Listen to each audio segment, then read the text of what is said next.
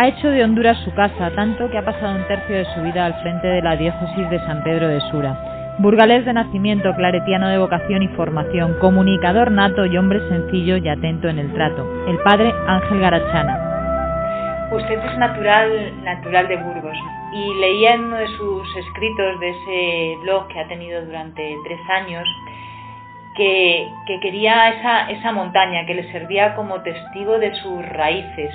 Ya la Biblia tiene una hermosa resonancia la montaña. Pensemos en el monte Sinaí, pensemos en el monte Tabor. Cuando el Evangelio dice que Jesús se retiraba a la montaña a orar, la montaña geográfica tiene todo un símbolo humano, un símbolo de la vida, un símbolo de subir, de esfuerzo, de resistencia, de perseverancia. Yo creo que sí, la montaña, bueno, en el aspecto espiritual tenemos a nuestro San Juan de la Cruz, la subida al Monte Carmelo, el camino recto para subir mucho y derecho, y no el camino por el que uno se equivoca.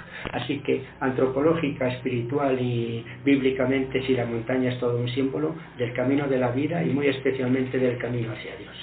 ¿Cuáles fueron sus inicios aquí en España? Bueno, yo ingresé, según ocurría en los años 50, de niño. Terminé la escuela en mi pueblecito, Barbadillo de Herreros, allá en la Sierra de la Demanda, y con 14 años ingresé en Beire, Navarra, con los misioneros claretianos. Seguí todo mi proceso formativo de 14 años. La enseñanza forma parte de la misión. Los misioneros claretianos dicen anunciar el Evangelio, ser enviados a anunciar el Evangelio por todos los medios posibles. Uno de los medios posibles es todo el ámbito educativo. Cuando usted llega a Honduras, cuando usted llega a este obispado de San Pedro de Sula, ¿con qué iglesia se encuentra?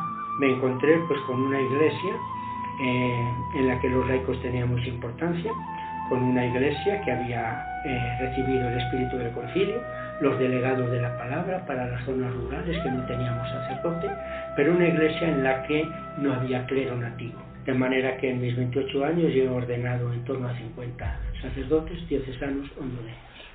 ¿Y qué iglesia es la que queda en torno a esos seminaristas, en torno a esa formación de laicos tan importantes y a esos celebradores de la palabra que tienen que llegar a todos los rincones? Pues la diócesis de San Pedro tuvo un sínodo en los años 11, 12 y 13, es su primer sínodo, y inspirados en la Aparecida tenemos todo un plan pastoral que se recoge como en 3 prioridades.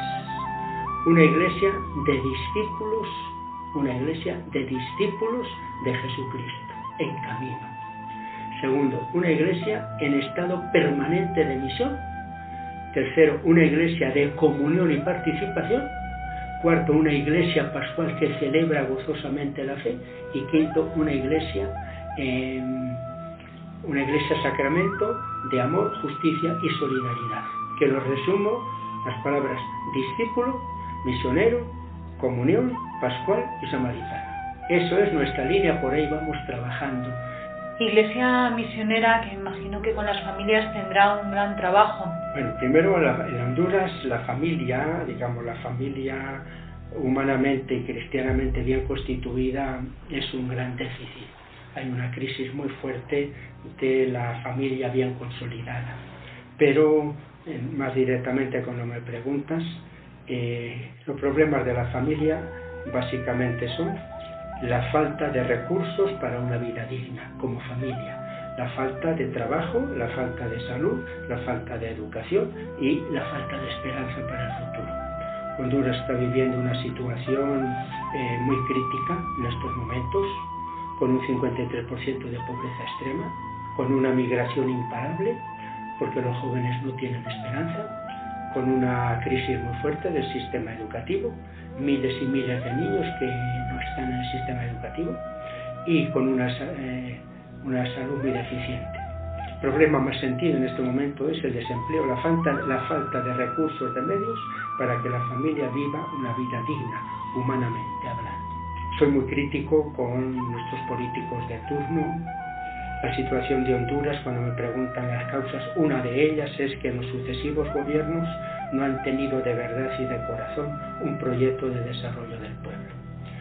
buscan más sus intereses, la política como medio de crecimiento personal, familiar o de partido.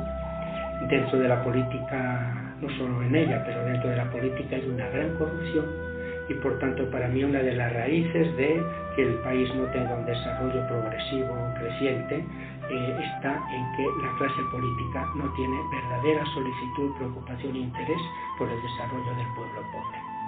La Iglesia de base, ¿qué hace cada día por todas estas familias?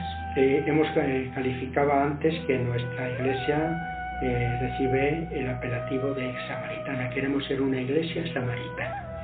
De tal manera que prácticamente en todas las parroquias está desarrollada lo que llamamos la Comisión Parroquial de Pastoral Social. Comisión Parroquial, Comisión Diocesana y Comisión Nacional de Pastoral Social Cáritas. Tratamos de llegar los diversos campos, lo que es pues la ayuda más inmediata de, digamos, las obras de caridad, pero también de analizar las causas, de ayudar en proyectos un poco de autodesarrollo. Es uno de la opción por los pobres, pero a pesar de todo, yo mismo hacia la Iglesia, hacia el interior de la Iglesia, insisto que aún tenemos que implicarnos mucho más como Iglesia en el desarrollo de los pobres, en una vida digna de los pobres. ¿Con qué iglesias se ha encontrado en España? Por una parte, la Iglesia de España tiene toda una larga tradición de fe, de evangelización, de organización, de parroquias, de sacerdotes.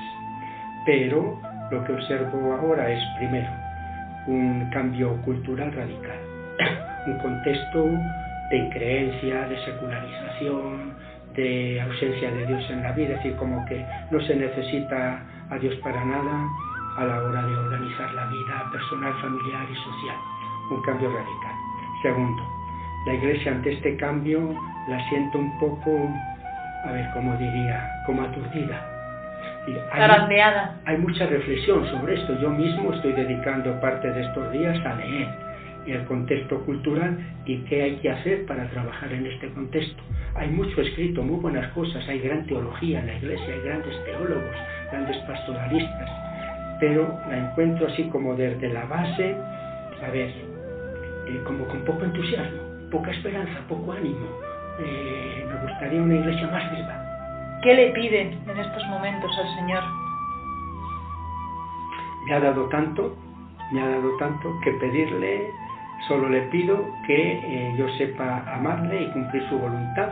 Y estoy haciendo un poco de discernimiento. Bueno, Señor, analizando mi vida, en estos años que me quedan, ¿por dónde quieres que vaya? Que invite a Jesús. Sencillez, cercanía, amor a la gente, estar con la gente y amar y dejarme amar. Me pongo en sus manos. A raíz de lo de la pandemia, repetí muchas veces la oración de Carlos de Foucault: Padre, me pongo en tus manos, haz de mí lo que quieras, aquí me tienes, para trabajar mientras me des vida y para que me recibas cuando tú quieras llamarme. ¿Volverá a Honduras? Yo no me ubico ya en España, son 28 años de obispo allá. Me he hecho hondureño, catracho, como se le llama a los hondureños, se llama a los catrachos. Y lo que Dios me conceda de vida, quiero gastarlo ya también en bien del pueblo y de la Iglesia hondureña. Hombre previsor, con ese 9 de noviembre ya en el calendario marcado. Te deseamos un feliz descanso en nuestra ciudad, el tiempo que esté, y en España. Muchísimas gracias por atender estos micrófonos. Gracias, Padre Ángel. Gracias a ti, gracias también por tu programa, y un saludo y una bendición a todos los que nos estén escuchando. Muchas gracias por todo su servicio, toda su vida desgastada en favor de los demás. Bueno, así ha de ser como Jesús, gastarnos y desgastarnos por los demás.